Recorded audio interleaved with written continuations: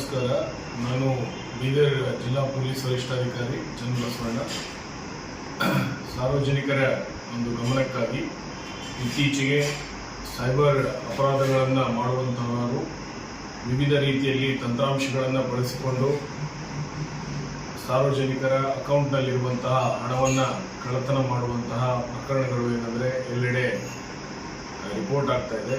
ಅದರಲ್ಲಿ ವಿಶೇಷವಾಗಿ Android application ಏನಂದರೆ ಫೈಲ್ಗಳನ್ನು ಕಳಿಸ್ತಾರೆ. APK ಫೈಲ್ ಅಂತ ಇರ್ತದೆ, ಅದು ತಮ್ಮ ವಾಟ್ಸಪ್ಗಳಲ್ಲಿ ಬರ್ತದೆ.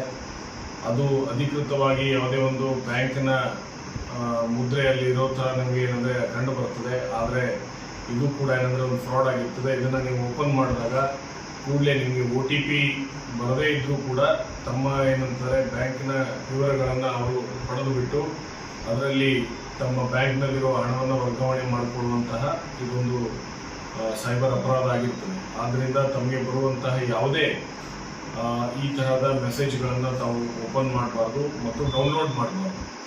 ಜೊತೆಗೆ ರಾಷ್ಟ್ರೀಯ ಬ್ಯಾಂಕ್ಗಳಾಗಲಿ ಯಾವುದೇ ಬ್ಯಾಂಕ್ಗಳಾಗಲಿ ತಮ್ಮ ಖಾತೆಯಲ್ಲಿ ಜಮಾವಣೆ ಅಥವಾ ಖರ್ಚಾದ ಹಣದ ಬಗ್ಗೆ ಮಾತ್ರ ಏನಂದರೆ ಅವರು ಸಂದೇಶದ ಮಾಹಿತಿಯನ್ನು ಕಳಿಸ್ತಾರೆ ಹೊರತು ಯಾವುದೇ ರೀತಿಯಾದಂತಹ ಬೇರೆ ಮೆಸೇಜ್ಗಳನ್ನು ತಮಗೆ ಕಳಿಸೋದಿಲ್ಲ. ಈ ಬಗ್ಗೆ ತಮಗೇನಾದರೂ ಡೌಟ್ ಇದ್ದಾಗ, ಸಂಶಯ ಇದ್ದಾಗ ಆ ಒಂದು ರಾಷ್ಟ್ರೀಕೃತ ಬ್ಯಾಂಕ್ನ ಬ್ರಾಂಚ್ಗೆ ಹೋಗಿ ತಾವು ತೆರಳಿ ಏನಂದರೆ ಮಾಹಿತಿಯನ್ನು ಪಡೆದುಕೋಬೋದಾಗಿದೆ.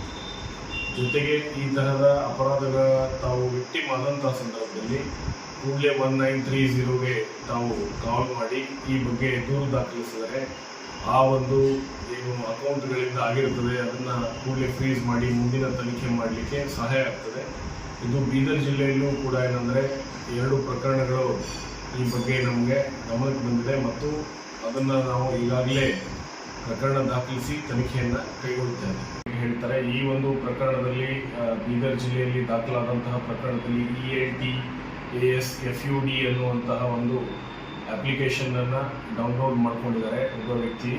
ಆಮೇಲೆ ಅಲ್ಲಿಗೆ ಅವರು ತಮ್ಮ ಅಕೌಂಟನ್ನು ಅದಕ್ಕೆ ಲಿಂಕ್ ಮಾಡಿ ಆ ಅಕೌಂಟ್ ಮುಖಾಂತರ ಏನಂದರೆ ಹಣವನ್ನು ಇನ್ವೆಸ್ಟ್ ಮಾಡಿದರು. ಸೊ ಮೊದಲು ಅವರು ಇನ್ವೆಸ್ಟ್ ಮಾಡಿದಾಗ ಹೆಚ್ಚಿನ ಒಂದು ಲಾಭ ಬಂದ ಹಿನ್ನೆಲೆಯಲ್ಲಿ ಅವರು ಅದನ್ನು ಅಪ್ಲಿಕೇಶನ್ನಿಂದ ತಮ್ಮ ಅಕೌಂಟಿಗೆ ಕೂಡ ಹಣವನ್ನು ವರ್ಗಾವಣೆ ಮಾಡಿಕೊಂಡು ಖಚಿತಪಡಿಸ್ಕೊಳ್ತಾರೆ. ಆದ್ದರಿಂದ ನಂಬಿಬಿಟ್ಟು ಮುಂದೆ ಹೆಚ್ಚಿನ ಸುಮಾರು ಒಂದು 35 ಲಕ್ಷದಷ್ಟು ಹಣವನ್ನು ಅದರಲ್ಲಿ ಇನ್ವೆಸ್ಟ್ ಮಾಡ್ತಾರೆ. ನಂತರ ಅದರಿಂದ 1 ಕೋಟಿಯಷ್ಟು ಲಾಭ ಬಂದಿದೆ ಅಂತ ಹೇಳಿ ಇವರು ಅಪ್ಲಿಕೇಶನಲ್ಲಿ ನೋಡಿಬಿಟ್ಟು ಅದನ್ನು ತಮ್ಮ ಅಕೌಂಟಿಗೆ ವರ್ಗಾವಣೆ ಮಾಡುವ ಸಂದರ್ಭದಲ್ಲಿ ಗೊತ್ತಾಗ್ತದೆ ಇದು ಫ್ರಾಡ್ ಆಗಿದೆ ಅಂತ.